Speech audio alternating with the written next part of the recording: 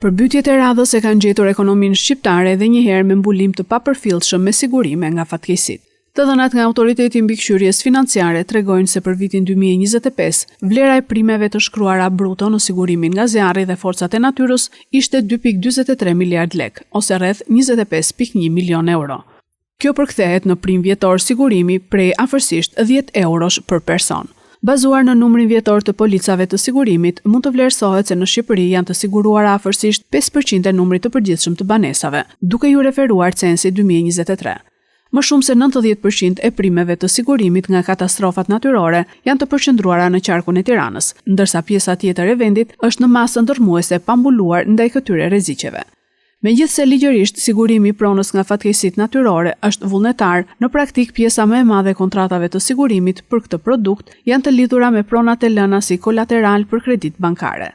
Në rastet kur kredia është e siguruar me kolateral, sigurimi i tij është kushti vendosur nga banka për huamarrësin, ndaj edhe në këtë rast bëhet fjalë për një produkt faktikisht të detyrueshëm.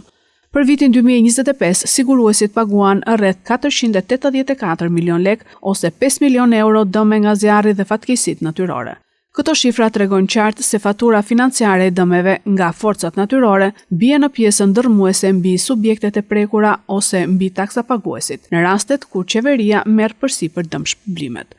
Ndërsa aplikimi i një skeme të detyrueshme të sigurimit të banesave nga tërmetet dhe përmbytjet mund të dëmtojë tregun e produkteve vullnetare të sigurimit të pronës, në disa raste ai mund të sjellë dublim të sigurimeve dhe shpenzim të dyfisht.